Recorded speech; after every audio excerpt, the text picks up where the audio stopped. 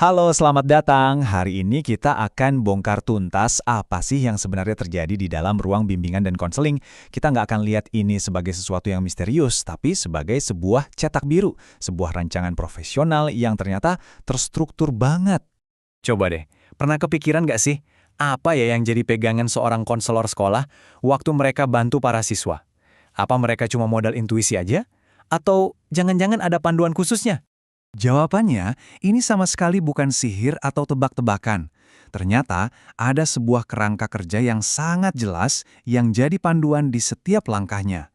Nah, kita sebut aja ini cetak biru, sebuah rancangan yang memastikan bantuan yang diberikan itu efektif, etis, dan yang paling penting, memberdayakan. Oke, kita bedah lebih dalam ya. Setiap cetak biru yang bagus kan, pasti dimulai dari fondasi yang kokoh. Nah, dalam dunia konseling, fondasi ini adalah keyakinan-keyakinan dasarnya, atau yang kita kenal sebagai prinsip. Ini adalah alasan mengapa dibalik semua yang mereka lakukan. Jadi, apa sih sebenarnya prinsip itu? Gampangnya gini deh, anggap aja ini sebagai landasan pemikirannya. Ini adalah filosofi yang jadi dasar, yang ngejawab pertanyaan, kenapa sih konseling itu ada dan penting? Prinsip pertama, dan ini yang paling fundamental, adalah inklusivitas. Jadi, konseling itu bukan cuma buat siswa yang bermasalah ya, tapi buat semua orang. Layanan ini harus menghargai keunikan setiap anak dan pastinya disesuaikan dengan tahap perkembangan mereka. Nggak bisa dipukul rata.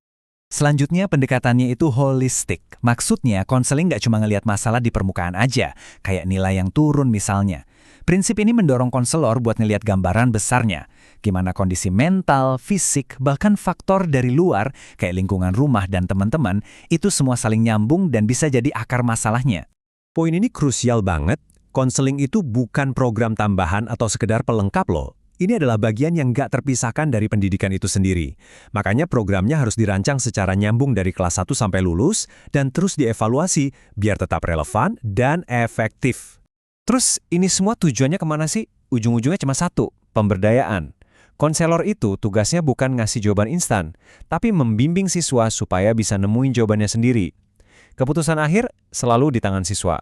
Intinya, membangun kemandirian bukan ketergantungan. Oke, kalau tadi prinsip itu fondasi kenapanya, sekarang kita pindah ke pilar-pilar yang menopang bangunannya. Ini adalah aturan main di lapangan, atau kita sebut asas. Ini adalah soal bagaimana konseling harus dijalankan secara etis. Yuk, kita lihat detailnya. Dalam praktiknya, semua itu dijalankan lewat 12 aturan emas atau asas yang sifatnya mutlak, nggak bisa ditawar. Anggap aja ini kayak peraturan operasional di lapangan. Ini hukum dasar yang ngejaga setiap sesi konseling tetap profesional dan etis. Kalau satu aja diabaikan, wah, bisa rusak semua prosesnya. Dari 12 asas itu, ada satu yang jadi rajanya, yang jadi kunci utama dari semuanya. Apa itu? Kerahasiaan. Ini pilar paling vital yang menopang kepercayaan antara siswa dan konselor. Sumber kita bahkan menegaskan hal ini dengan sangat jelas. Ya, coba bayangin aja, tanpa jaminan kerahasiaan, siswa mana yang bakal merasa aman buat terbuka? Asas inilah yang menciptakan ruang aman, di mana siswa bisa bebas cerita tanpa takut rahasianya bocor kemana-mana. Dua asas lain yang kerjanya barengan itu kesukarelaan dan keterbukaan. Maksudnya, siswa itu harus datang atas kemauan sendiri ya, bukan karena disuruh atau dipaksa. Terus, pas sudah disama, baik siswa maupun konselornya harus sama-sama bisa terbuka dan jujur. Nah, kombinasi keduanya inilah yang bikin hubungannya jadi tulus dan produktif. Masih ingat kan tujuan akhirnya itu pemberdayaan? Nah, asas kemandirian ini ngejabarin prosesnya jadi 5 langkah praktis. Mulai dari kenal diri, lalu menerima diri, berani ambil keputusan, konsisten sama keputusan itu, sampai akhirnya bisa memaksimalkan semua potensi yang ada. Ini benar-benar kayak peta jalan menuju kemandirian. Tentu aja masih ada pilar penting lainnya yang menjaga profesionalisme. Contohnya asas keahlian yang memastikan konselornya memang kompeten. Terus ada asas kekinian yang fokusnya ke masalah siswa saat ini, bukan yang sudah lewat. Dan yang gak kalah penting, asas alih tangan. Ini soal etika profesional, di mana konselor harus tahu kapan harus merujuk siswa ke ahli lain kalau masalahnya di luar kapasitas mereka. Jadi, kita udah lihat fondasinya, udah lihat juga pilar-pilarnya. Sekarang yuk kita satukan semuanya, dan coba pahami kenapa sih cetak biru ini jadi sangat penting dalam dunia pendidikan? Nah, slide ini ngerangkum semuanya dengan sangat baik. Jadi, prinsip itu adalah fondasinya, keyakinan inti tentang apa dan mengapa Sementara asas itu pilar-pilarnya, aturan praktis tentang bagaimana cara melakukannya dengan benar. Keduanya ini menciptakan sebuah struktur yang kuat dan bisa diandalkan.